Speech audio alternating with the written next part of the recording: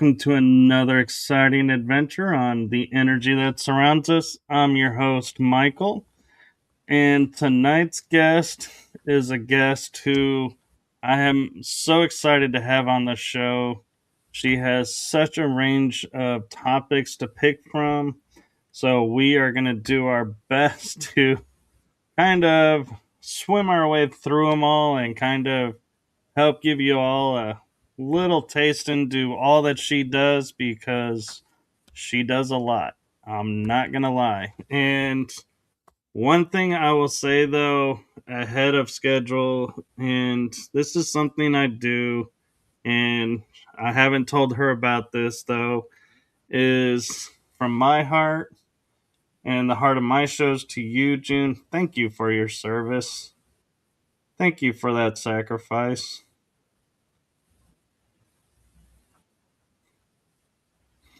My dad was in the You're Navy, welcome. so I always love to say thank you and point out when I have a veteran on because that to me that is an important journey and needs recognition.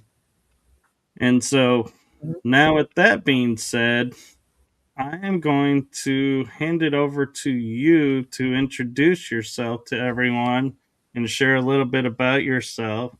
So I give you the one, the only psychic medium, demon seer, healer, founder of a paranormal team, investigator, researcher, communicator, etc., etc., etc. A woman of many hats, June Lundgren.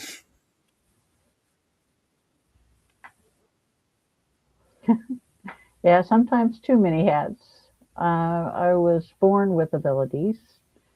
My grandmother raised me for the first 5 years of my life. She was a psychic medium as well. But there was a family prophecy handed down from female to female in our family from the 400s. All of the females in our family have abilities. It's only the females. But the prophecy said that a female child would be born with the ability to see, hear, communicate, and kill demons. And she knew the minute she held me that I was the fulfillment of the prophecy. And it's kind of, to me, it just seems normal. I can talk to animals. I hear them like I'm talking to you. I just have regular conversations with them. I try to help them if they have problems, and I do healing, and I've had the ability to see demons in their true form since I was about 4.5 years old. Before that, I saw them as most humans do, a black mass or a black figure or smoke. But after that, I saw them as the angels do. And all my life, Michael, the archangel's been with me. And he told me, he says, you're seeing them through the eyes of an angel because you have an angelic soul. When you're a kid, you don't know what that means, so you just, blow it off. But he says, I want you to watch the demons. I want you to learn how they work and what they do because you're going to need it when you get older. When you're a kid, you think it's just a game. You're like, oh, okay, yeah, okay, that's cool. He says, I'll protect you from them. They won't be able to see you. So, I thought it was a cool thing. But I had my first demonic encounter when I was in the military.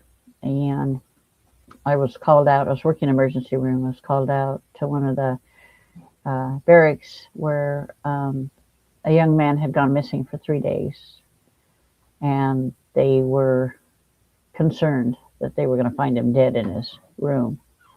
So they asked us, myself and another tech, to go to the barracks, and he opened up the door, and the man was sitting against the wall, curled up into a ball, and I couldn't tell if he was alive or dead. So I entered the room, and I heard a sound, and I saw a demon that was up in the ceiling in the corner. And I'm like, oh crap. So I went over to him. He was breathing, slow pulse. So we took to the emergency room. And we got there, we put him in a room, and then I went to get IV supplies, came back, and the demon was leaning over him, trying to draw his life force out of him. And that's the first time I saw my angel come forward. And my consciousness, it's almost like somebody else stepped in front of me and said, this one belongs to us. And whatever the demon saw, he ran the other way. So the young man, I went and saw him before he got out of the hospital. And he said, I had the strangest dream. He said, I had a dream that there was a demon was trying to take my soul. And a female warrior angel came and scared it away. And I told him, I said, oh, that's just God telling you he's got your back. Don't worry about it. I found out what happened afterwards, that he went to a party on base and someone had put angel dust in his soda. He is a chaplain's assistant. He wouldn't hurt anybody. But he got out of the military after that, of course. He does weird things to you. Yes, and that was my first one where I interacted with one. Yeah. And so I'm kind of Then curious because. Oh, go ahead. When I died and went to the other side, I was riding my motorcycle and some woman ran a red light and hit me on my bike. And so I was clinically dead for 2 minutes. Went to the other side, and Michael says, you're here because you need to understand who and what you are. And when you go to the other side and you're only there temporary, your physical consciousness, you see things through your physical consciousness more than your soul consciousness. And he says, you need to understand that this isn't who you are, this physical shell. He said, your soul is Ariel the Archangel. She's a demon slayer. It's time that you went back and did the work you're supposed to do. And he touched my forehead, and he says, this is who you truly are. And I said, well, I don't have a mirror. I can't see. And the minute I said that, a mirror appeared. And I was like 7 feet tall, 12-foot wingspan. I had long, dark auburn hair and blue-green eyes. And I looked fierce. And he says, this is Ariel. You need to understand she's a part of you. And you're to do the job, the work. I'm like, you couldn't give me some airy-fairy stuff? You have to give me the nasty stuff, He says, no, Ariel likes doing the killing demons. So that's why you get it. I'm like, gee, thanks. Although I would be like, that's the best friend to So I've have. been doing that. Been killing demons ever since. Yeah. So, question I have for You'd be surprised you. at the amount of people that don't want to know a demon seer. Oh, believe me. So I'm kind of curious around what was it like for you? Like, what impact did it have on your life hearing you were the one to fulfill a prophecy? Because I had that told to me as well. Like, I was born in a prophecy, but then I was like, it kind of messed my head up a little bit. So I'm curious what it was like for you hearing that.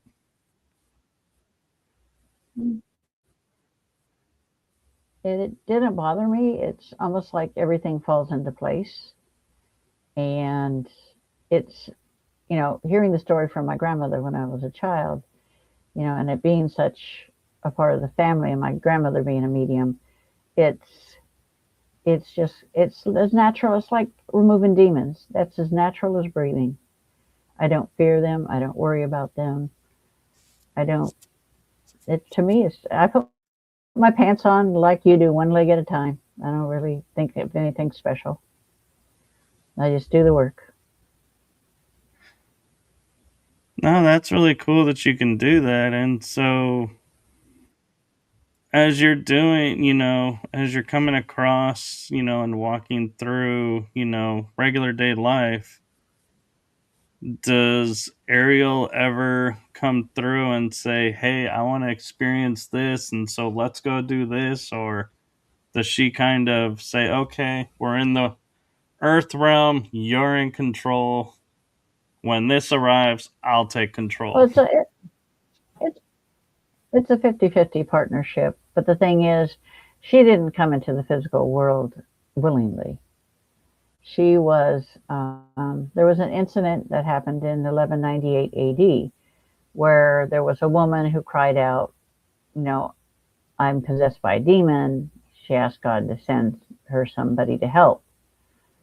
And so Ariel was sent. And when she got there, she knew that the demon had been summoned by the woman. And she had no care for the woman at all. It's like, you summoned this demon. So she reached in and she ripped the demon out of the woman, and it killed the physical body of the woman. And God was upset with her. And he said, you have no compassion for mankind. You have no care. He said, you're going to go back and live physical world lives until you learn to have compassion.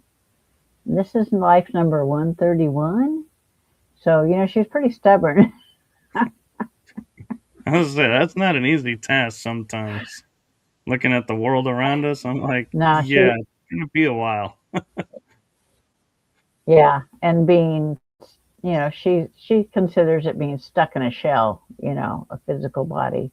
It's not something that she enjoys. That's why basically she has one leg on the other side and one leg in this world.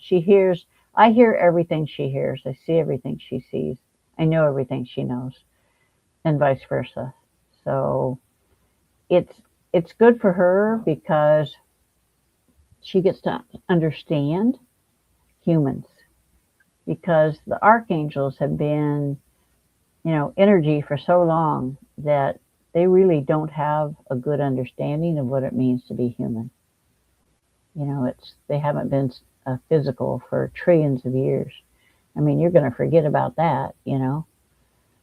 And so every time she leaves the physical world, every time the body dies and she leaves the physical world, she goes to the other side and she lets them connect with her and experience the things that she's experienced in the physical world, so they can understand better what man is going through. Because otherwise they have no way to connect with it. Just like there's no distance on the other side and there's no time. It'd be like you being in your living room and walking over to the window, and you're in a whole other country. You can be in a million places at the same time. That's very true. And And thought becomes reality in the light realm and the dark realm. Yeah. right. And so one thing I would like to ask is we talk about the warrior angels, and I know before we started I Mhm. asked, about the powers and different angels.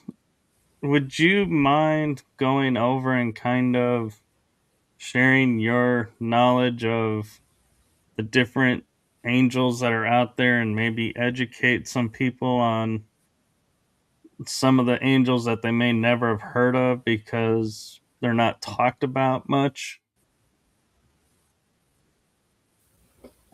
Yeah, a lot of the archangels are unknown to man, per se. I know all their names only because Ariel knows all their names. And there is a hierarchy in heaven. There is, you know, God and his son. Then there's the Legion of Light, which is comprised of Michael, Gabriel, Raphael, and Ariel. And they are in charge of the other archangels. And then after the archangels, there are warrior angels. And then the next ones down are common angels and then common souls. The warrior angels are a special breed. They have to have absolute dedication to the light. They have to um, be able to sacrifice themselves for the light. And each each warrior angel has to basically apply for the job, so to speak, and they have to prove themselves, because you can't just say, okay, I'm a warrior angel.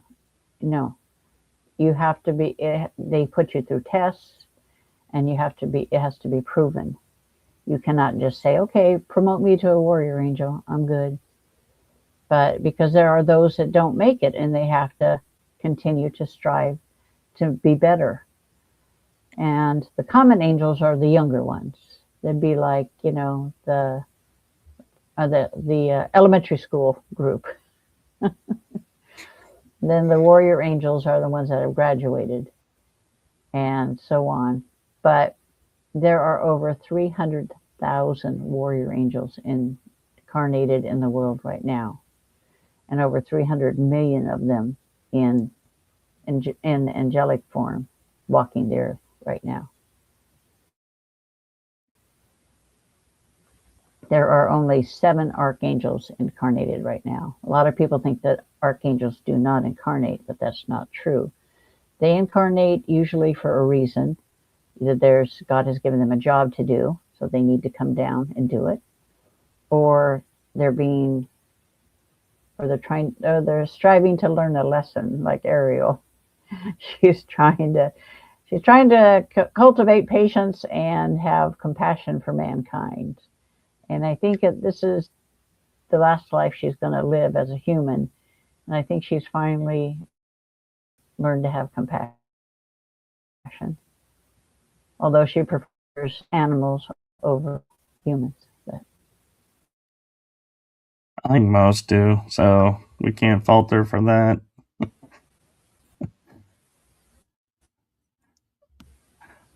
So what's that? I was saying most humans, I think, prefer animals over humans, so we can't really fault her for that idea because that's a human idea. So Yeah, well, if you stop and think about it, uh, the animals don't have the baggage we do and the hangups we do as humans, you know? Animals are like, whatever, move on. that's true. And with your knowledge and your familiarity with the angels and the warrior angels, I've come across, and a few people know of, but nobody really, kind of really explains what happened and what caused the. I'm trying to think of the right term because some call it the war in heaven. Others say it was like a civil war on the Oh, what angels. between heaven and hell? Well, it was like the angels turned That's on not each what happened. other, People and people don't understand. No. What happened was, billions of years ago, trillions of years ago, we had physical form. Okay. We evolved into pure energy over time. And once everyone evolved into pure energy, we traveled as one group. We traveled galaxies, universes, saw everything we could see, saw stars being born, black holes dying, things like races, creatures being created, races, being created. And we did that for a long time, trillions of years. And then we decided one day, we're tired of this. We've seen everything we could see. We've done everything we could do. We'd like to have a physical form now. And God said, that's okay. If that's what you want, then that's I'm good with that. But Lucifer and his followers did not want that. Lucifer decided that he was going to raise up against God and the archangels, him and his followers. And there was a fight, and it would have lasted, probably lasts about a year on this side, but only a few moments on the other side. And Lucifer was disarmed by Michael, and Ariel disarmed his son. And God said, "You cannot live among us anymore. Says you can't do it." So he opened a rift into a dark realm. And he said, here you go. This is where you're going to exist from now on. Here's your kingdom. And then he sealed the rift. And at first they were good with it because they didn't want to be in a physical shell. They didn't want to be subject to disease, aging, growing old, pain, anything like that. They didn't want to have that. So they were good with it. At the time, they've grown revenge. They've grown vengeance and nasty.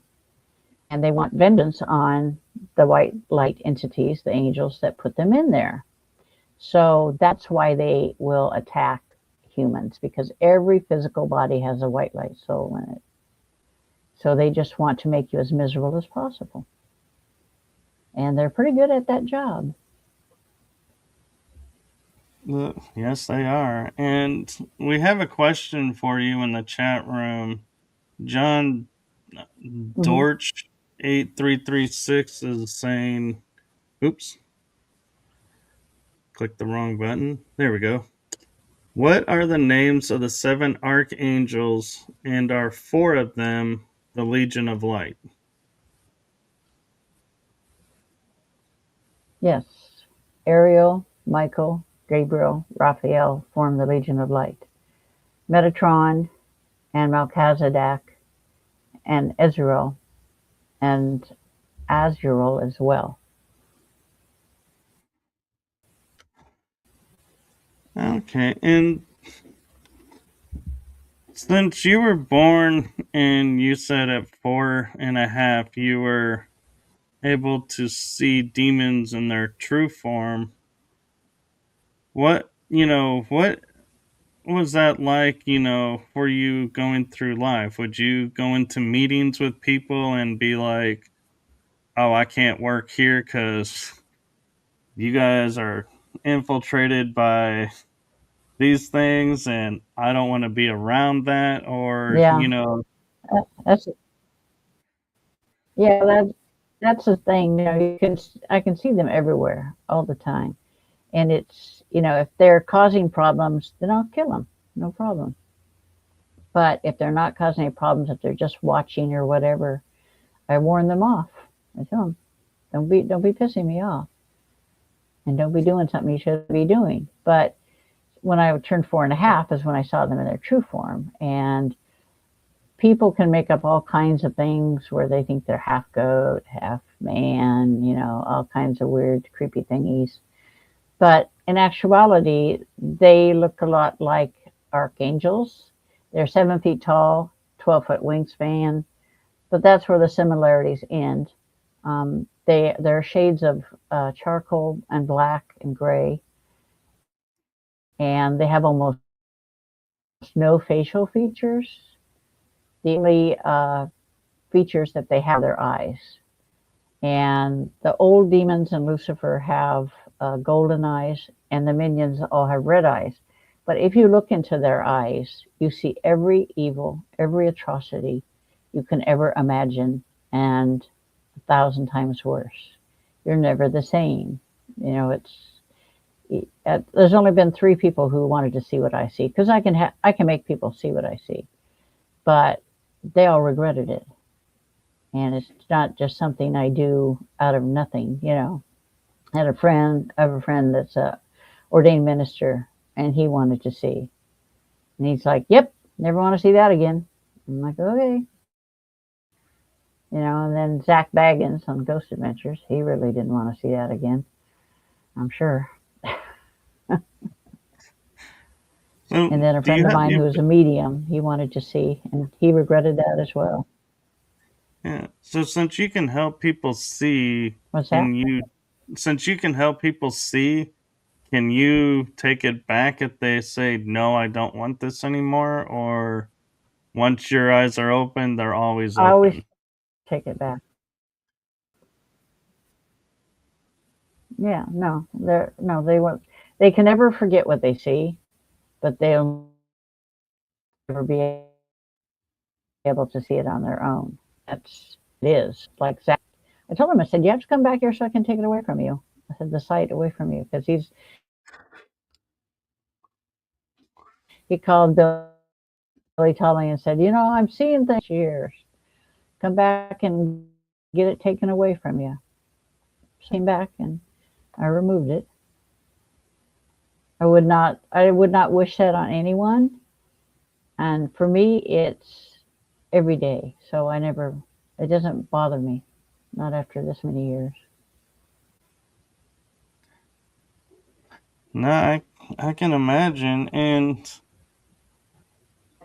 we, so I'm gonna kind of side shift for a second off of the demon aspect, and because I want to look at something, and that is when you say, you can hear animals and communicate with Hmm. animals as if talking with us. Was it like they show in the movies Dr. Doolittle where the animal is like in front of you and you start hearing them and you're like, "What?" Or, how did this unfold for you? I, I have, well, when I was a baby and lived with my grandparents, I, she knew, my grandmother knew I had the ability to communicate with the animals because my grandparents had a farm. So all the animals would come to me and the dogs and the cats would sleep under my crib. And she said they would look like you would look like you were having conversations with them. So, but it's all telepathic. And so it's like I have to make that contact unless they make it first. And 9 times out of 10, they won't make it first because they're not used to humans understanding. But the one thing about having angelic energy is the animals are attracted to me. They automatically come. And I will tell them, I will start communicating with them. And at first, they're kind of startled and taken aback by the fact that they can understand me. And they're like, "Can you understand me?" And I'm like, "Yeah, I hear you." And then they start talking, like, "This is what's going on. This is what's wrong. This is what I need."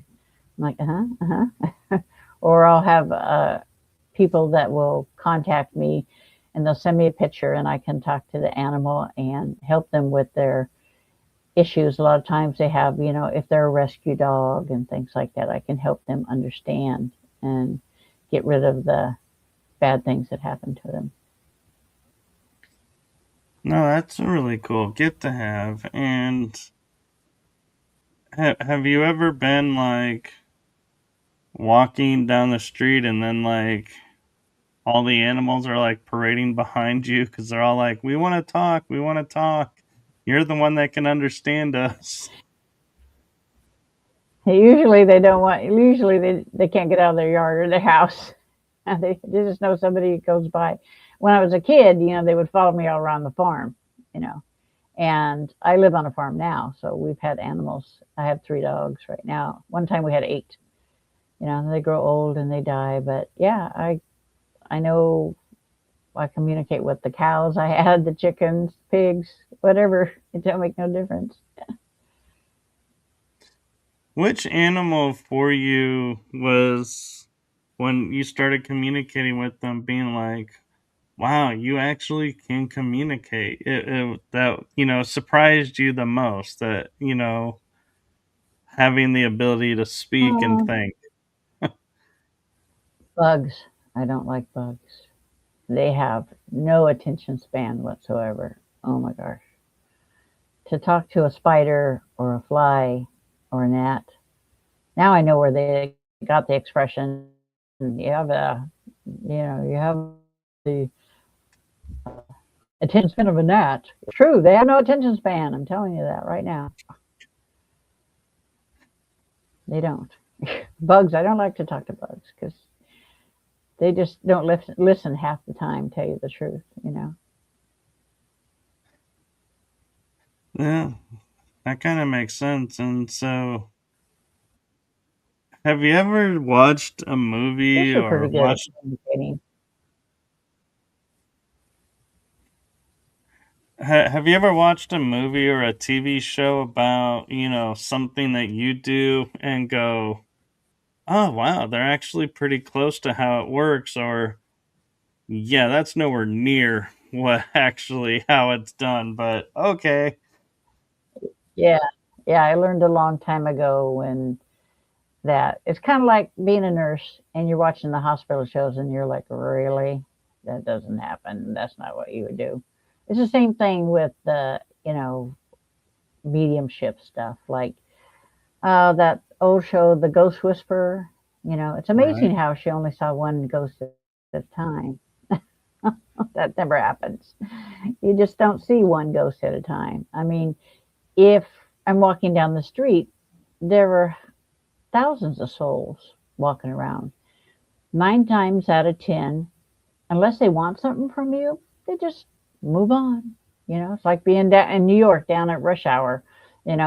Everybody's just going in one direction, or everybody's paying attention to their own thing, and they don't want to talk to anybody. But if they want to talk to you, they'll stop and communicate with you. But most of it, and ghosts know where you're going to be before you know where you're going to be. That I don't do graveyards because of that. And I just got back from England and I went to Highgate, which is London's big graveyard. So there's a lot of souls there that are just, complaining about things or passing through. Or George Michael's buried there, and he kept making that stupid song "Father Figure" go through my head. I'm like, knock it off! I don't want to hear that song. It's like, give me a break. It's like things like, and the guy that wrote A Hitchhiker's Guide to the Galaxy is buried there. And he's like, do you like, and it's because if you go there, they like come and it's like, did you like the movie? What did you think? I'm like, it was too weird for words. Yeah. Yeah, and so another question I have and I'm curious about is when you're doing the mediumship work, because you can communicate like with the animals.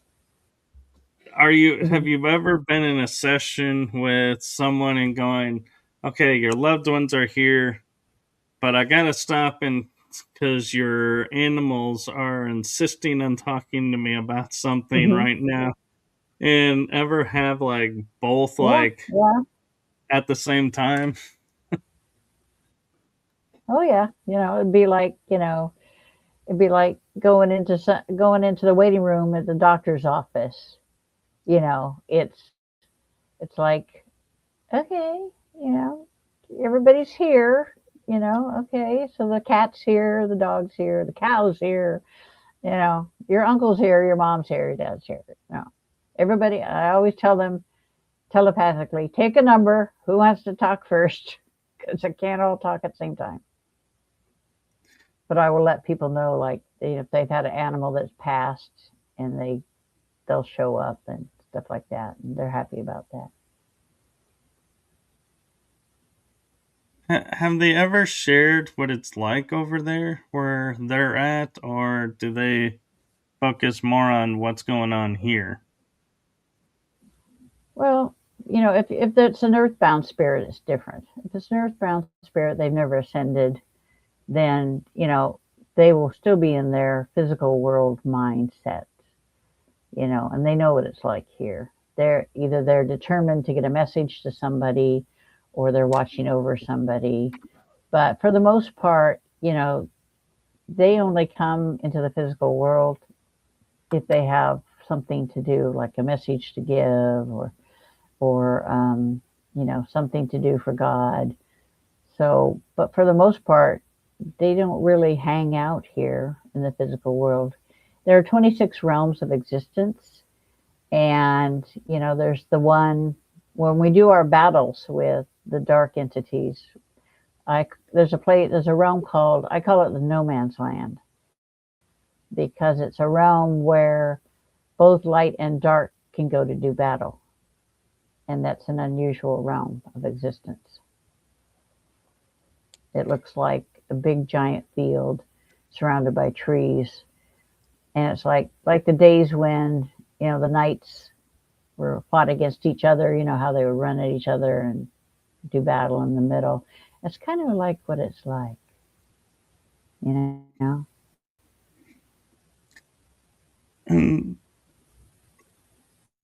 And I'm trying to figure out how to word this because I'm wanting to address the other aspect of you and something that she might, be able to share light on.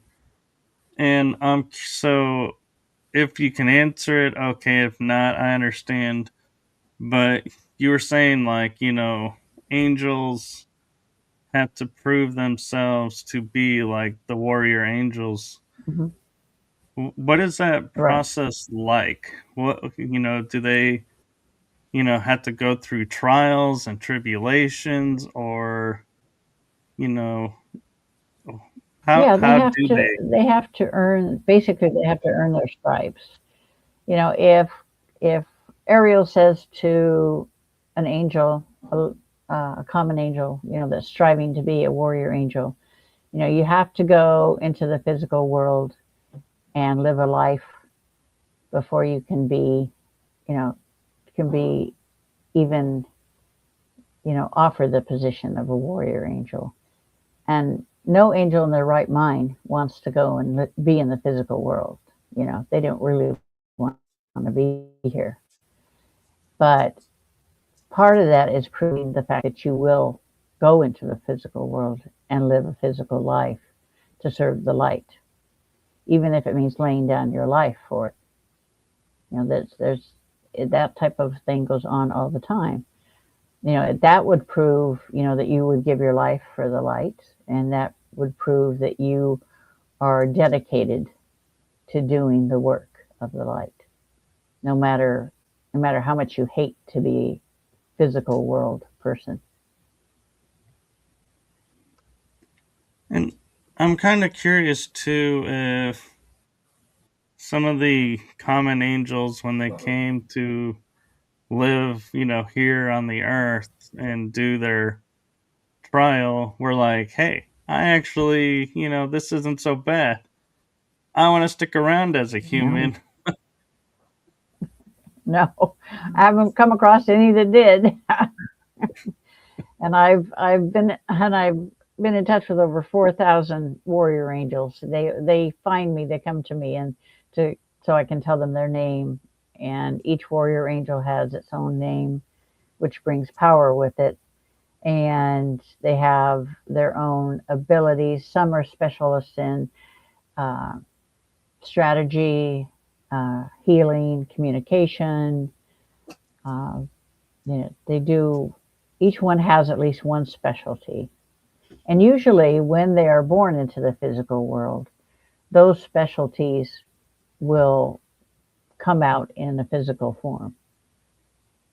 So, if say you're a healer on this, on the other side, say if you're a healer warrior angel, and then you're born into the physical world and you become a nurse or a doctor or a psychiatrist, some listener of some kind. There's all different kinds of healings. Then that will show up, because that's what you'll be. And so I want to take a sidestep for another second because you are the founder of Ghost and Girls Paranormal.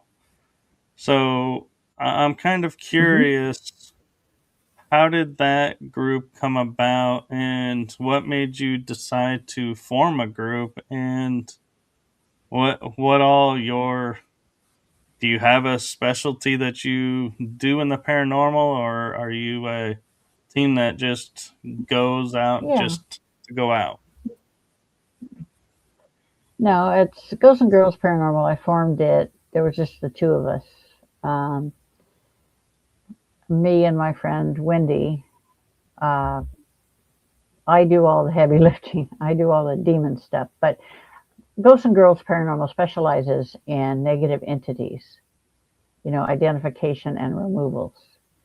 So I do the removal part of it and the identification part of it. And Wendy does, I would say she's a diplomat. she talks to the clients and stuff, because my thing is when I get to a location and there is a negative entity there, everything else fades away but the need to kill the demon. So, she'll talk to them and explain what I'm doing and how I work, because I have that like one track mind. I'm there for the demons, and that's all it's about. So once I remove them, people say that they feel everything feels much lighter. They don't have any problems with them anymore. And, it because the demons will take over your life and destroy you slowly but surely. And that's So the main what? reason I founded the group, was to help people. No, that's very admirable, and thank you for that. And what what do you have to say to people in the paranormal community who go and claim to be like the people who, like, some call themselves demonologists, some are like, oh, Mm. I've taken on like 5 or 6 demons already, and if you have any, let me know. I can totally, you know do you see them and be like, no, you're not? Or Most, yeah. Oh, yeah. I call a spade, because, it's like I had one guy come to me and says, I do what you do. And I said, no, you don't. I said, if you did what I did, you wouldn't have an attachment. He had a negative entity attachment he wanted me to get rid of. I'm like, really? Give me a break.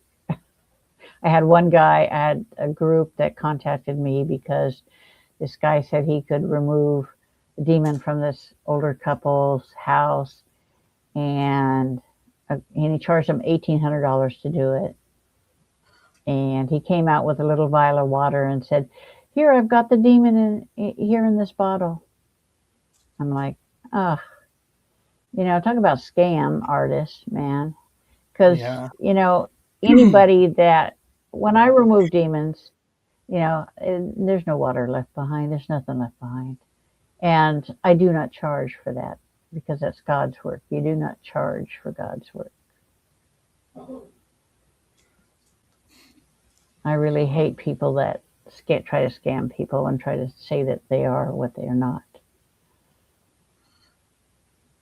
And and with you being in the paranormal field as long as you have, and I'm not meaning this like an ageism question, so don't. I hope you don't take it that way. But I'm more looking at how many cases have you been on where the people are like, "Oh, there's a demon in my house," and you get there and you're like, "No, it was just an angry spirit. It's misidentified."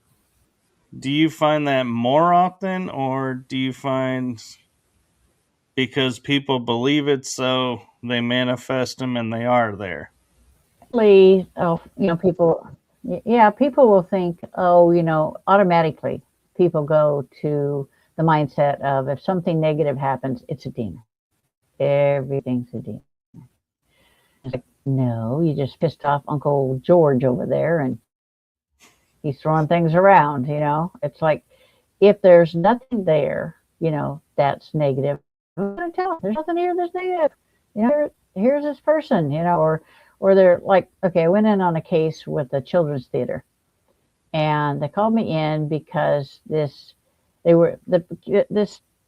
demon, quote unquote, was scaring the kids. It was like an 8 foot tall shadow person, and it was scaring the kids, and everybody was seeing it. And I went there, and I'm like, really?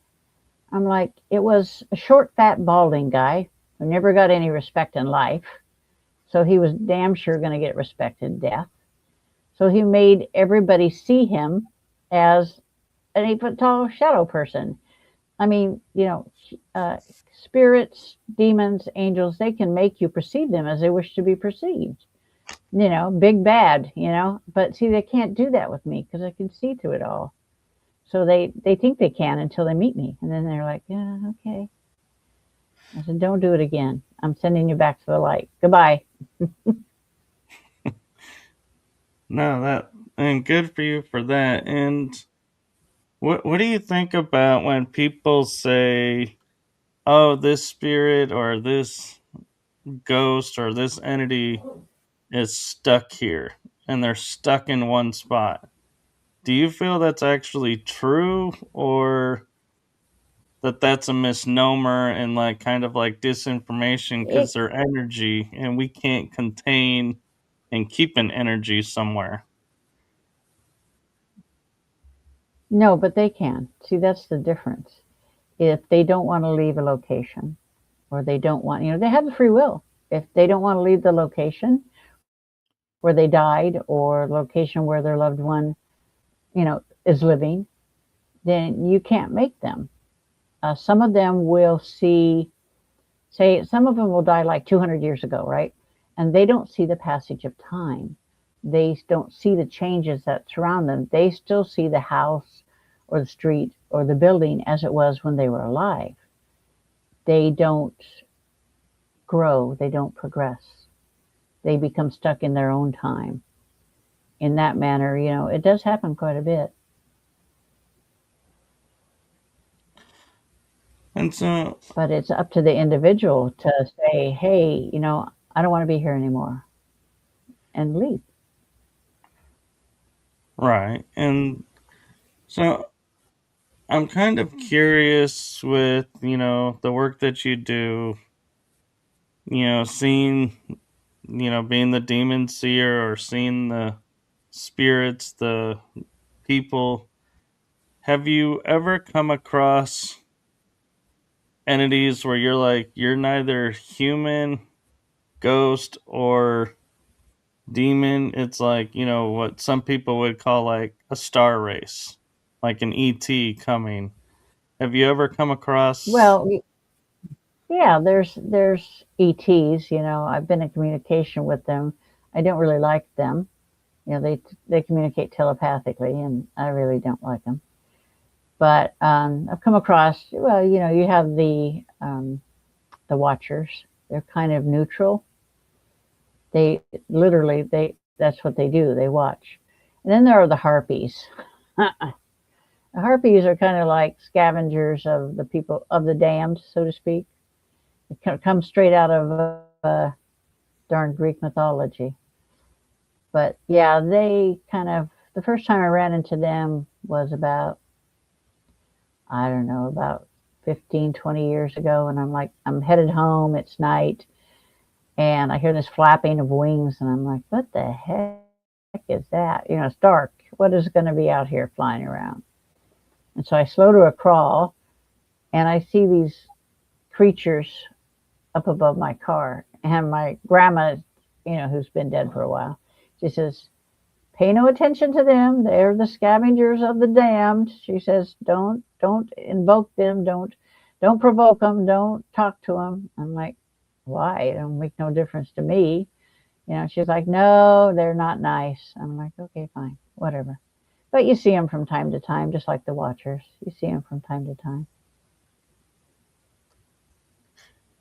Have you ever come across I the just Fae? ignore them most of the time. Yeah, that's what I Yeah. do. Yeah. Ignore. And when I went to, it's funny, when I went to Scotland, yeah, when I went to Scotland, yeah. And, that just, they don't really bother you. They don't bother me because the angelic energy, they can see that, and they don't want to have anything to do with it. So they'll, when I went to Glasgow, and I went to Edinburgh and some parts of England, I went to Stonehenge, that type of thing. You'll see them everywhere.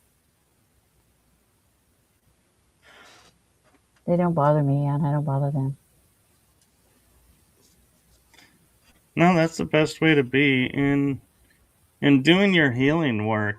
Have you ever come across to where like somebody, you know, let's say like Ireland.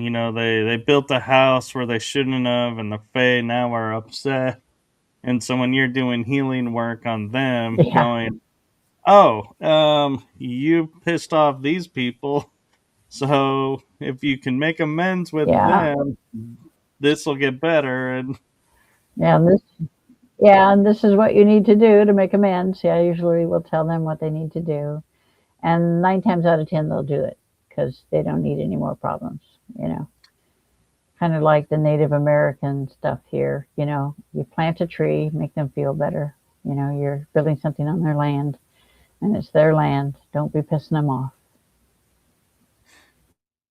and I'm kind of curious your opinion of like the UK versus the US in the fact of, and when I say UK, I know this isn't politically correct, but I'm referring to Britain, the British Isles, and Ireland as one entity, not the individual In countries. Scotland, Just, yeah. Although they yeah, don't consider themselves that, yeah. yeah. I'm just Yep. saying this is I'm only doing this for the point of this conversation piece, not for anything else. But I've noticed over in the UK, the Fae are more entwined with life, and even though they don't believe, they still have respect for them, and they still will follow the traditions Hmm. of what's Right. going on and interacting with them. But here in the US, we don't seem to care. And so why, I'm curious in your opinion, why is one area more connected to, and another area seems like you can't get an extension cord long enough to connect these two? Well, because if you stop and think about it, the UK has been around for a long, long time. They have a lot more history. They have a lot more tradition, rather than the US, which is a younger nation. You do have connection if you're Native American. They were here long before the white man came. So, it's all about the traditions and belief and the age factor. They've been around forever and ever. The U.S. is a new country, and we blow everything off, and we shouldn't because there's a lot of things that everything's new. Yeah, instead of rebuilding something, you buy something new. You don't fix it. You buy something new. You throw it away. And that's what we do in the U.S. Whereas in England, we'll fix it. We'll keep it. We'll observe the traditions. Um, my friend that I was visiting, her husband died at 59 years of age suddenly, and he was from Ireland, and she was born in Essex. And so he was a lot more steeped in tradition than she is, but she still has that built in tradition from her grandmother and her mother's mother and, way back because they've been there forever. So that sort of thing just doesn't go away. Not even your younger generations, respect that because they know. I mean, they grew up with that stuff. Just like my grandmother was from Ireland originally, and I grew up with that stuff. It's something you respect. It's not something to be, laughed at or to be, forgotten. No, that's a really great way to put it. And I'm kind of curious from a personal viewpoint of being a Reiki healer versus, the kind of the work that you do. Have, because you talk about, you're not surprised by much things that you run into. Have you ever Yeah. been working on a client where you were doing a healing and you're like, whoa, this actually surprised me. I wasn't anticipating this arriving or seeing this. Or something being attached to them. Yeah. Yeah. No, not really surprised. I mean, when you're doing healing, it opens a door. So a lot of things take advantage of that and come. Like if I'm working on you, your family that's crossed will probably take advantage of that and come and talk to me and get, if they have a message for you and you give them the message, and or if they have something that's attached to them that shouldn't be attached to them, I'll just remove it, and after the session, I'll just let them know about it. So, I usually know, sometimes people will get a earthbound spirit that's attached to them because they look like somebody that this earthbound spirit knew in life, or they're looking for someone, or they'll if I'm hanging around, they'll come and they'll ask me, "Can you help?" That type of thing. So, Yeah. You made a point earlier, and I kind of want to piggyback on it for a second, where you were saying a spirit could be 200 years old, but it sees like the house or the building as it was 200 years ago. So when we right. see spirits, that seem to be walking through walls or hovering in the air because they're going Hmm. upstairs, so to speak, could that be that that's because Right, that spirit is right. operating Or from the they're going through a door there? that no longer exists. Yeah. Right. So is it, Hmm. you think it's Yeah, more they're of still they're stuck in walking their the, in their era. Yeah, it's just normal. Hmm. so people shouldn't Yeah, be they're walking freaking through the out. house the way it used to be when they were alive, and they still see it that way. No, they just like it's like I don't believe in people provoking, because I always tell people, I said, listen, if you want somebody to come in your house and yell at you and tell you to do something or not do something, just to get a rise out of you. That if you don't want somebody doing that to you, stop doing it to the people that are dead. It's not nice. Don't do it. It's not cool, no matter who you are and what you're trying to achieve. Right. And I often will tell people, when you walk into a building and you're like, oh, I smell sulfur, there's a demon here. And it's just an angry spirit. Hmm. And you go public saying there's a demon. So then the next team comes, smells the sulfur. They're like, oh my Right. God, there is a demon here. It is a demon. And another team and another team. So we're finally, that angry spirit's like, hey, you want a demon? I'll give you a demon. So do you think that actually, happens to where Yeah. the Yeah, it can happen. investigators You are don't piss off. Yeah. Yeah, they're making something out of nothing. Something that's not even there.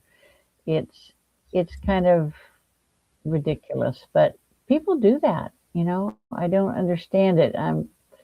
Why is I tell people, if you're going to investigate, if you're going to do a paranormal investigation and you think that you see something that looks like a demon or a dark entity while you're at the location, do not acknowledge it. Because if you acknowledge it, it's like you're waving your arms and saying, see me, and it'll attach itself to you, or at least cause problems for you for a while. You just can't do that. It's like it would be equivalent to walking in New York in rush hour with everybody walking in one direction, and you're the only idiot going in the opposite direction. Everybody sees you, and right. so the demon sees you. Yeah, Right. And the other part of my question though is because so many people are putting the energy out that there is a demon there, can they manifest one? And one they they does can appear. attract one. Yes, yeah, they can attract one in the dark realm and in the light realm. Thought becomes reality, and it is the intention behind the thought that gives it the power it needs to manifest. So if you've got all these people thinking there's a demon there and it just keeps going on, you're going to attract the demons. They're going to say, "Hey, what's going on over there? Let's go and check it out." And then Yeah, you're screwed. because I like to say to people, demons are real. I get that, but they're not everywhere. They're not always around at every No, location. And like, I don't, and I kind of poke fun at, like, I'll say, for this example, Sheboygan, just because it's the name that pops in my head, going, oh yeah, there's a demon at the corner store in Sheboygan. I'm like, I don't see a demon going, Sheboygan's the place to be. There's a lot of activity over there. I'm gonna get a lot of energy. I feel like if there is a demon, they're more attracted to hot spots where there's a lot more stuff going on than just yeah, everyday demons are. life Yeah, drama. they're more attracted to. Yeah, yeah, exactly. They're. You'll find demons in prisons. You'll find them in hospitals. You'll find them in care facilities. You'll find them anywhere where there was a battle. Anywhere where there's a lot of negative energy, whether it's from humans. I tell people 99.9% of the negative energy in the world is from humans. It ain't from demons. Man, Yeah, figure it out. I agree. And Demons like, 1%, 0.1%. here's an interesting thought that I started thinking about, is because, like you pointed out, the watchers, they can't interfere, they just watch. They're like the most annoying Hmm. beings out there. I know I have memories of being Yeah. one, and I hated it because I was like, what do you mean I can't do anything? I Yeah. It's, obviously need to do yeah. something. It's just boring. It's gotta be boring as gotta be boring as hell. It is. But when I look at history, and I look at like battles, and let's take Gettysburg for example. We talk about Oh how yeah. angels are, you know, nudging us in certain ways to do certain things. And I feel like demons kind of can do the same thing, nudge and everything. And the fact that this 3-day battle took place on a site where nobody wanted to have a battle, there was like no strategic value to this place. I can't help but think in the back of my mind, going, did a demon tap somebody on the shoulder and go, turn right here instead of turning left? And boom, they both collided, and it was like Yeah, they got what they they can do wanted. that. Hmm. Exactly. Yeah, demons whisper in your ears. They can go into your mind and influence you to go left instead of going right. Or but this angels can do the same. They can say go left instead of going right. But and people don't even realize it. They just think it's their own thoughts. But really, it's not. Demons will do that a lot, especially if the person is easily influenced. If they're not easily influenced, they'll find somebody that is, and they'll whisper in their ear, do this or do that. Yeah. Fire the first cannon, and everything will be okay. And the other reason why I asked that and used Gettysburg as the example is, everyone that all the books that I've read, and I haven't read them all, I guarantee you that, but the ones that I have and the shows that I've watched about Gettysburg, the one common thread is the general, being Lee, was making decisions he Mhm. normally doesn't make, and it was blunder on top of blunder on top of blunder, and it basically brought about the end of the CSA. So on one hand, you could say, Yeah. well, he was being influenced by the demons because he's acting out of character. But could someone also make the argument Hmm. angels were interfering because, to keep the Union together, to keep America together, they needed Because they this to wanted to, end? they wanted to, yeah. So, how would you Oh yeah, determine there which were side is influences on both influencing? sides there. which yeah, there were influences. There were both sides influencing in that battle. My my great great great uncle was Ulysses S. Grant, and he was a great strategist. He was also a warrior angel. And So they Grant is were one the of warrior those. angel in him was influencing. Yeah, and Grant, I feel like, was misunderstood, and a lot of people go, "Oh, he was a drunk," but I don't think he ever actually drank, and I don't think it was that he was a lightweight or a drunk. I think, No, like you're saying, he was operating on a whole he different hated level. he hated the yeah yeah, and he hated the killing. He hated all the people dying. And in the end, he was drinking alcohol. In the end, he was drinking laudanum, which is a mixture of alcohol and opium, because he had throat cancer. He died of throat cancer, which is very painful. Yeah, but But Mark Twain wrote his bio.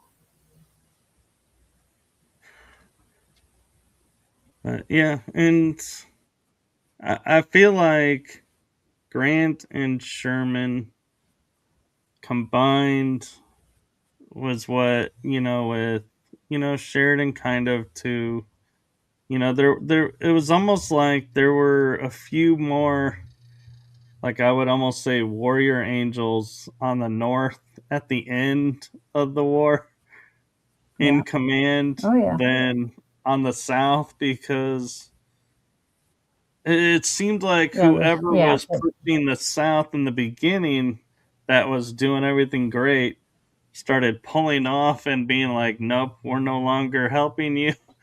And it Yeah. was a blunder Yeah. here, a blunder That there. was. Yeah. That was the demons. Yeah. The demons were the ones who started with the South.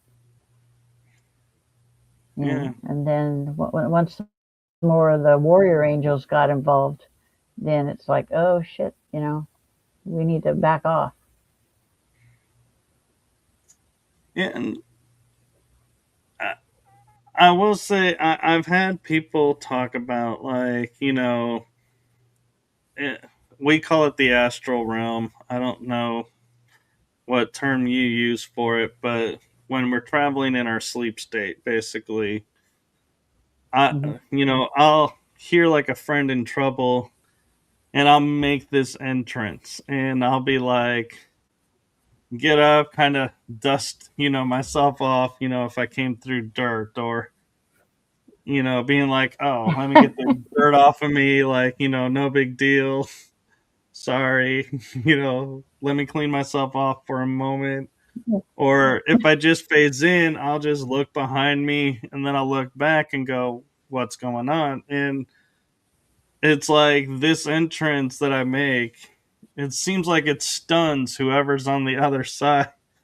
And they're like, okay, either they flee or I take action super fast. And you had mentioned earlier, and I'll share this because it's you were saying it about my story, is you like I had the warrior angel energy in me. Is that Hmm. what makes that entrance so impactful, and where I've come off kind of like Yeah. almost And, cocky? and yeah, it makes it much easier. Yep, and it makes it much easier as well. Okay. When my friend's husband died, she asked me. She was in the hospital when he died, had surgery, and she asked me to have Ariel bring him to her. And so I sent Ariel to bring her husband to her. And she said it was a couple of minutes later, and she let me know he was, she had brought him, and that she could say goodbye to him. And I knew it would be a while um, before he would be buried, because she had spinal surgery. So I asked Michael to reserve his body, until she could have the funeral, which was 2 months later. And the mortuary couldn't figure it out because it would be like he just died yesterday. There was no decomposition or anything to the body, and they buried him. That seems kind of strange because you would think the mortuary would have facilities, to preserve the body, and they wouldn't be shocked that the But body is they actually being preserved. no, because it does. It does. The body still does start decomposing, even though you take the blood all out and stuff. The tissues and stuff start decomposing. So they couldn't figure it out, and um, I told Michael, I said, thanks for doing that for her Yeah. because she couldn't have the funeral because she couldn't walk. So Yeah, and it's kind of interesting in my head because I would be thinking that, well, I guess no. I was going to say I would have been asking Raphael, but Raphael's the healer. You weren't wanting healing. So, yeah, he probably would have been the Ra- wrong one to ask. now Raphael doesn't say much. But when he does say something, you better listen because he don't say anything until he has a need to, and it's usually important. So you listen. Now, I do have a question maybe you and or Ariel can answer. Is each of the archangels that we've been like mentioning recently, they have sigils Hmm. that are like everybody knows them by that sigil. Like Michael has the blue flame sword. Raphael has the staff. Is this, That's all you human. know, That's all human stuff. That's all human stuff. I mean, okay, 'cause- Michael has a sword, of course, and a staff. Nah, they wouldn't be cut dead with the staff.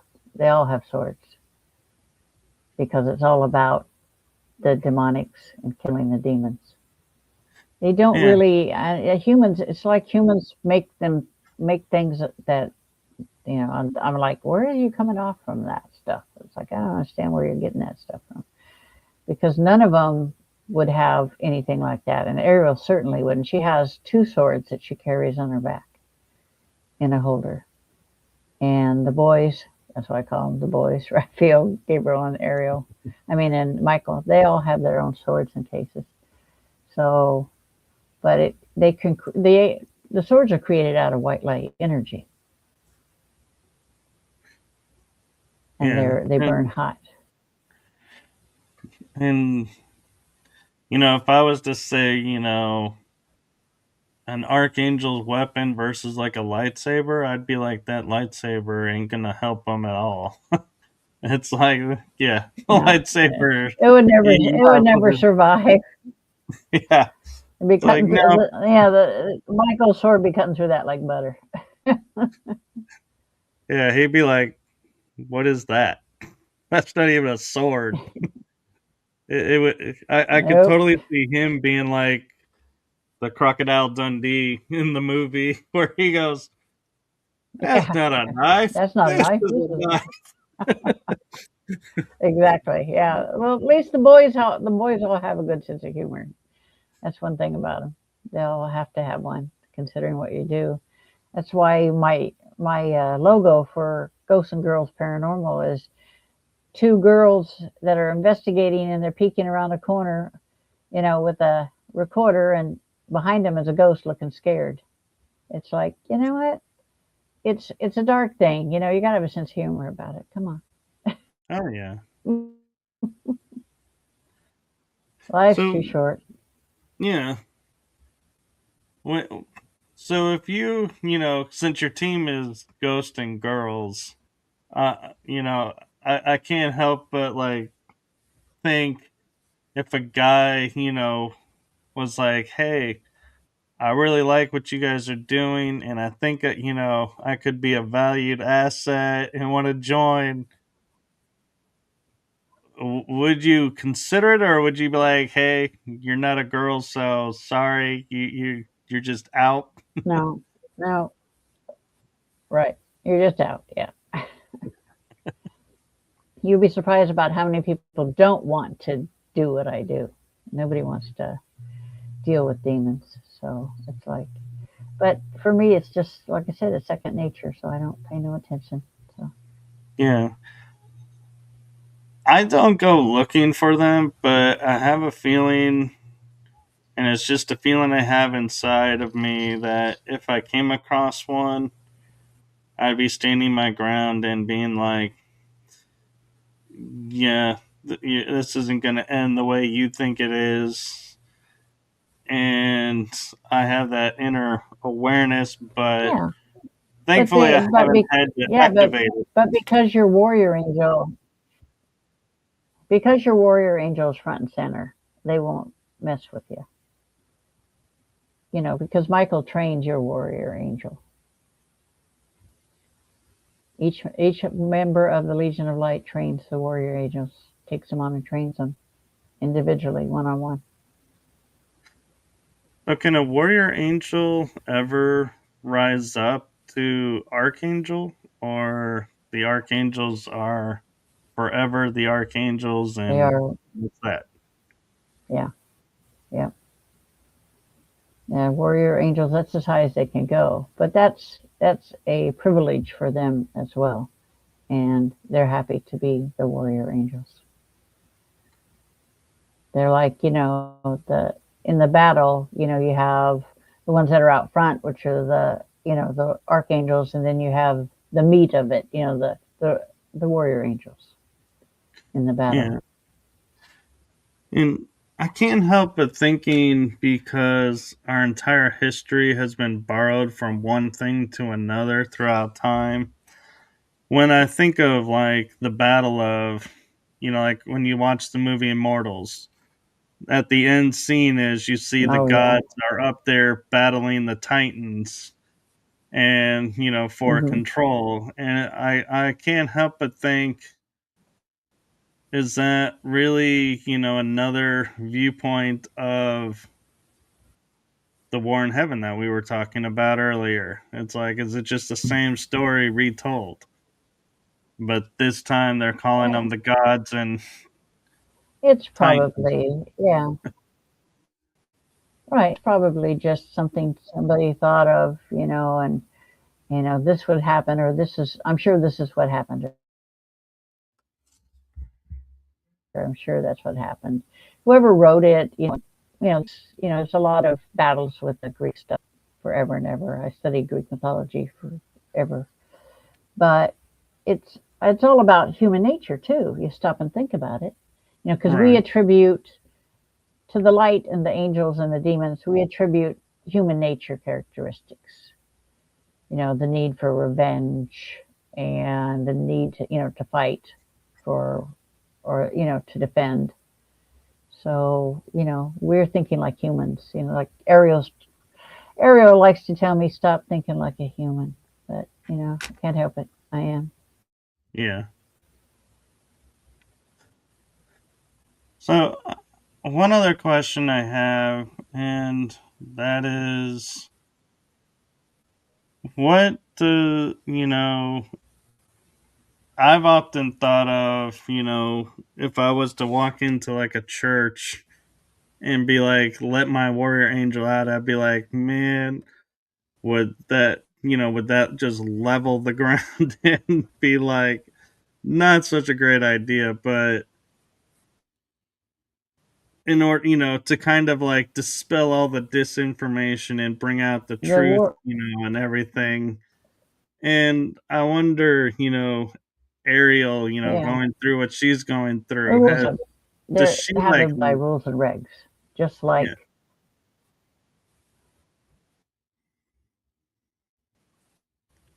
and Ariel has to live as well. There are rules and regulations for the archangels, just as there are for the warrior angels. And there are certain things she can and cannot do, and there are certain things she can and cannot tell. So it wouldn't be allowed. And again, it would Attention, there are the demons, and there's plenty of rogue demons out there that would cause problems. They would try their darndest. Because the rogues, instead of normal demon, would come at you like a linebacker, and just tackle you. Okay, rogue demons don't do that. They work around you. They influence the people and places around you so that you don't get what you want, so that they keep you from getting what you want. Say you go for an interview for a job, and the person says, "Oh man, you're perfect. We're hiring you. I'll give you a call and let you know about when you're going to start." And so you go home feeling really good about it. And then you get a call the next day saying, "Oh, sorry, we hired somebody else." That's the rogues preventing you from getting what you wanted, that job, Right. or that car, or that house. That's how they work, because they learned that from the ancient demons. And nobody likes the ancient demons. No. And yeah, and I hear about people saying they want to bring back this or that, and I'm like, no, you don't. you have no idea what you're gonna unleash. Yeah, it's like people that, summon demons, or they'll hire somebody to summon a demon to stick on somebody, which really pisses me off. And so what I do when they come to my attention is I take the demon that they had stuck on some innocent person, and I stick it on them, the person that summoned it. And for some reason, they don't like that. You know, Payback. yeah, and part of me thinks about activating that lovely universal law that people often confuse as karma, and that is when you unleash something, let's say it's at, twofold, you put extra oomph to it. Well, in reality, it's going to turn around and bite you at like 14 Mm-hmm. instead of Mm-hmm. because you put that extra in there. And I'm like, yeah, Yeah, that's what I like to think in and my head and is, that's yeah, it's kind of like the people that summon demons to do their bidding, only they don't realize that the demon's going to turn on them. It just it plays with them for a little while and then turns on them. So yeah, well, that, and people are stupid when it yeah, comes to and summoning demons. there are times that I wonder too if like a demon was, present at a location, and let's say hypothetically you show up when Ariel's like, "Hey, what are you doing here?" Is there going to be that "what are you doing here?" and that, "Oh, someone summoned me No, to do something here," or is it, do they just like, nope, you don't even get a chance to explain, they they're just they removed? no, they don't get a chance to explain. And when she encounters the demon, she knows exactly why it's there, how it got there, and what it's been doing. It's just instinctive that all that information just comes. And so I get information as well. And now, as people say, don't you talk, what do demons have to say? You talk to them? I said, they've got nothing to say that I want to listen to. So I don't talk to them, except Lucifer once in a while, because he wants something. And I find it interesting, talking about Lucifer. When people look at like what the names of the angels and archangels mean, Lucifer to me is the one that's most confusing actually, because if I'm not mistaken, isn't it like son of light or something, which seems quite opposite of Uh, what he's doing? yeah, right. Yeah, I think it means bringer of light or something. I can't remember. I just went brain Yeah, dead for a I moment. think it is bringer But of it's like light. Ariel's name. Ariel means, yeah, Ariel means Lion of God. defender of heaven. And Yeah. sometimes she'll appear to people in between lifetimes as a white-winged lion. So, I know, and we're getting close to the hour and a half, oh and yeah, I no, know Lucifer means a, yeah, Lucifer means a shining one. that's it. Yeah. That's what his name means, the shining one. But being that we're getting close to the hour and a half, we touched on this earlier. You hit on it, but I want to kind of clarify a little bit, and that is so using the hypothetical because, and I'm going to say hypothetical because we're still existing, but you and I transition on. We both have warrior angels attached to Mm-hmm. us. When we transition on, do they transfer to another human to continue the work, to continue No, what their task is, or do they go through a review kind of like we do and determine, hey, I'm finally done, don't have to go back down there anymore, mission accomplished? no, that's the confusing thing for a lot of people is that even though my soul is Ariel, so even though we're separate, I have a soul consciousness and I have a physical consciousness. Even though we're separate, we're one. So when this body dies, she goes back to the other side. Your warrior angel goes back to the other side. And then they make the determination if they want to come back again or if God gives them an assignment, then they'll come back, or if they want to stay on the other side.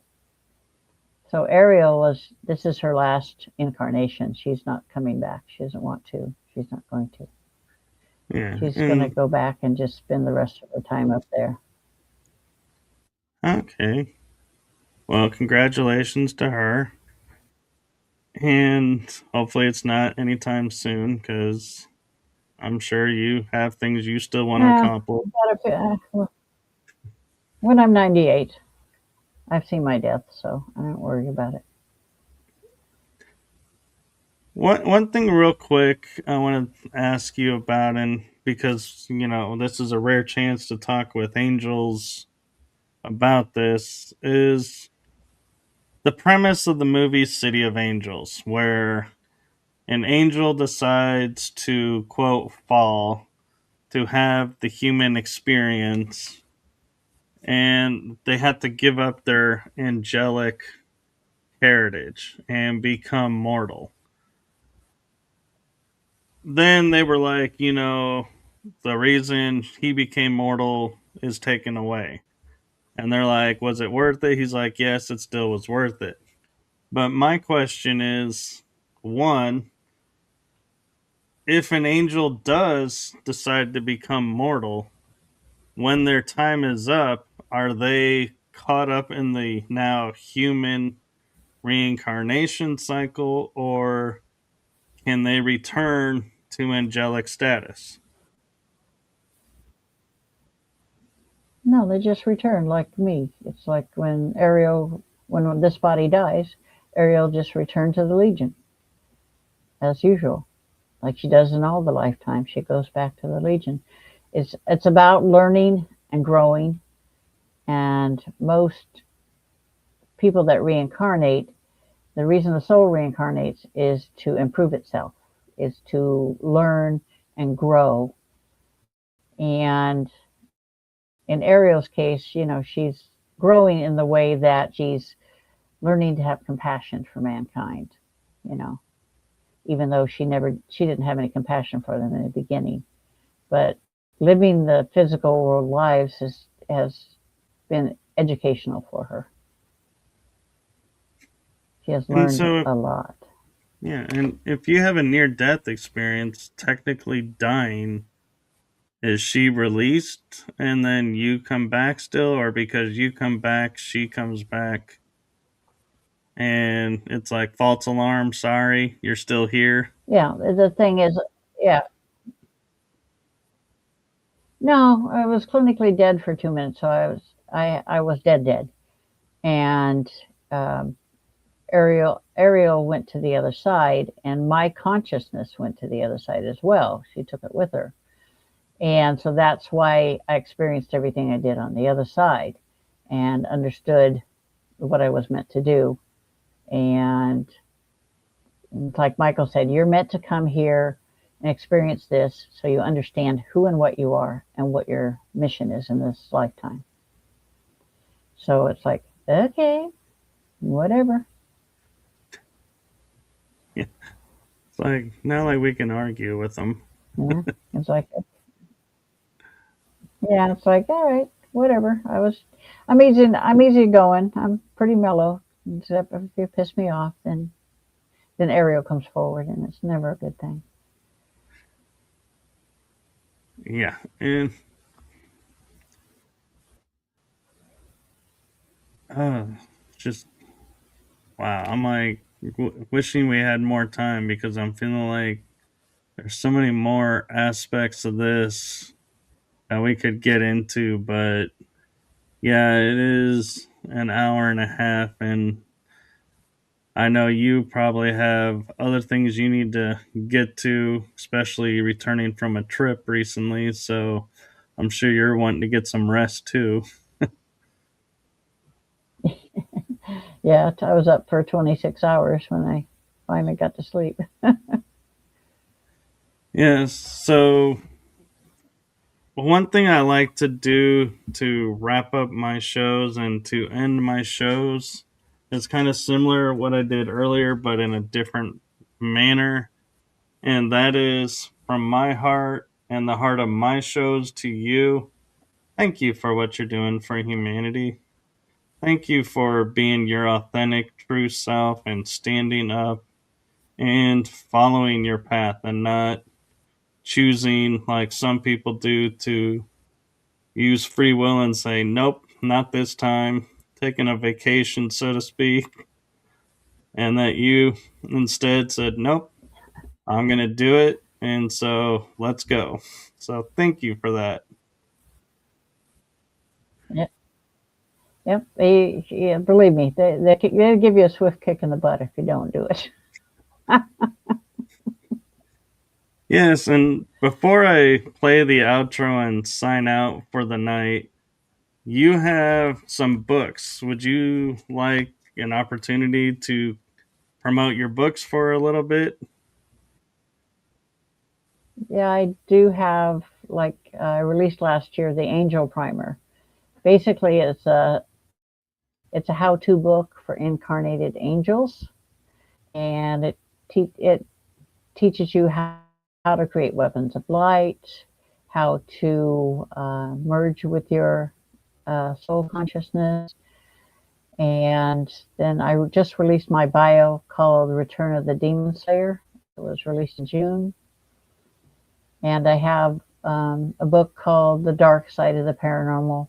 Basically, it gives away all the ugly secrets of the dark ones. And I have some fantasy books called Demon Seekers, The Journey Begins, and Demon Seekers into Darkness. It's a 7 series book. I've got 2 out. And I have some other books, A Medium's Guide to the Paranormal. There's 12 of them. If you just go on Amazon, you can find them. No, and thank you. They're all in audio and ebook and print. Yeah. Wow. And you got 2 of 7, so you're going to be around for a while if you got 5 more books to write. Yep. Yep. 5 more to write. Got another 30 years to go down here in the physical world. Well, and something tells me you're not going to waste them. So thank you again for coming on and sharing your adventures and experiences with us. And everyone, please do follow along with her. And where can people find you on social media if they want to learn more or maybe get a healing from you? Yeah. Yeah, they can go to my website, mysticconnections.org. And if they want to contact me, if they're having a problem with removal, they want a removal or a demonic problem, or they want an intuitive reading, they can contact me through my website, or I'm on Facebook under June Lundgren. Very cool. And so, do you have anything coming up that you'd want to promote? Uh, they're having the Oregon Ghost Conference again coming up in March 19th to the 21st at Seaside, Oregon. And I'll be teaching a class and having a table there. So it'll be all weekend long, March 19th, 20th, and 21st. Come down and see me. Yes, and I do apologize to everyone in the chat room. As we were talking, I did not see questions that were coming in, and so I do apologize. There were a couple that came in. Do you have time, June, to answer maybe one or two real quick, or? Yeah, we can answer them real quick. Yeah. Okay, one question is John Dort is asking, are angels of the light or dark male or female? Why are mostly male?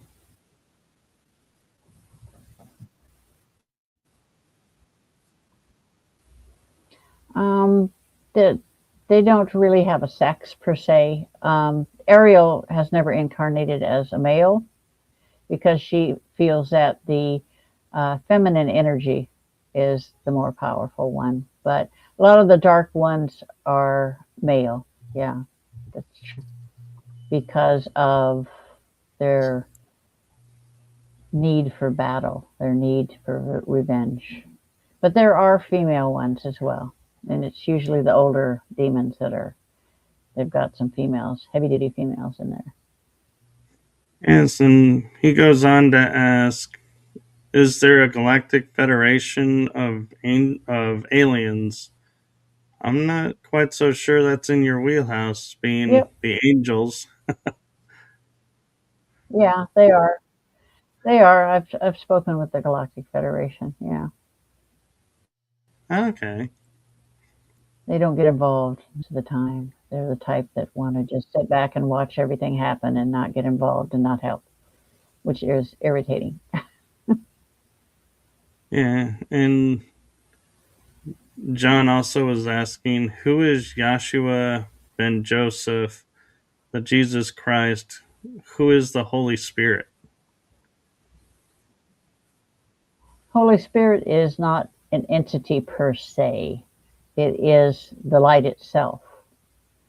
The what you would call a God consciousness. People seem to think it's a separate entity, but it's not. And Jesus is actually the Son of God. He was created by God. He created his own son.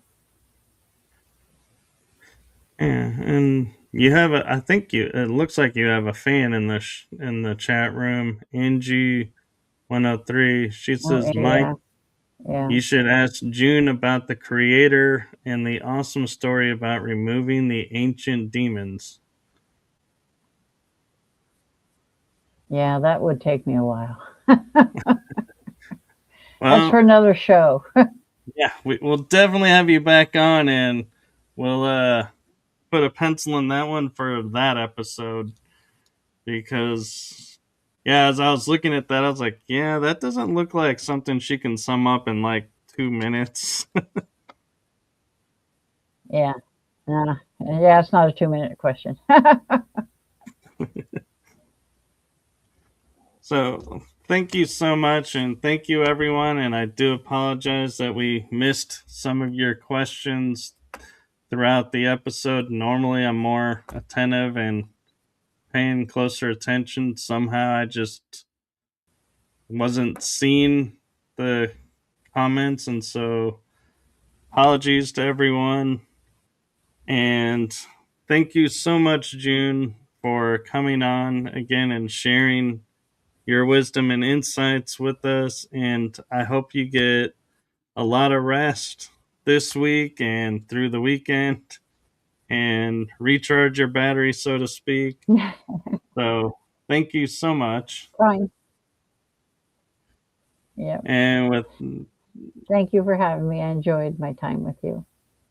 yes, and hopefully we'll get you back on and we'll continue this conversation and All right. into new topics.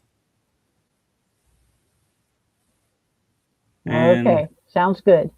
All righty. yes, and I am so grateful she came on too, Angie. And she says, get some rest. We love you.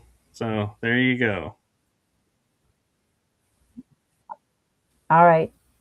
Thanks for having me. Goodbye. Yeah. Have a good night, everybody. Good night, everyone.